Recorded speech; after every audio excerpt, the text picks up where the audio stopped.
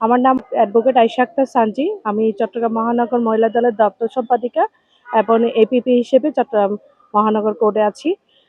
আপনারা জানেন, পুরো দেশবাসী জানেন, আজকে আমাদের বেগম খালেদা জিয়া আহ, বিগত 38 দিন পর মঙ্গলবার সকাল 6টা বাজে ইন্তেকাল করেছেন। ইন্নালিল্লাহি ওয়া ইন্না ইলাইহি রাজিউন। আমি প্রিয় দেশবাসীর কাছে তার আত্মার মাগফিরাত কামনা করছি। এবং আপনারা সকলেই জানেন, বিগত 17 বছর ওনার ওপর যে জুলুম হয়েছে, এটাতে উনি অসুস্থতা আরো বেশি ভোগ করেছেন। আমরা জানি উনি অনেক আগে থেকেই অসুস্থ। উনি বারবার কিন্তু দেশের বাইরে চিকিৎসার জন্য যেতে চেয়েছিল, কিন্তু ওনাকে যেতে দেয়া হয়নি।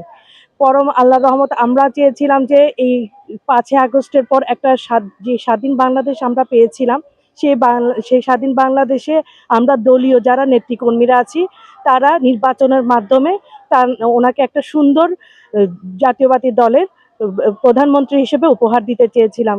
তবে ভাগ্যের লীলা খেলা, আল্লাহর রহমত যেটা হয় সেটা আমাদের সবাইকেই মেনে নিতে হয়।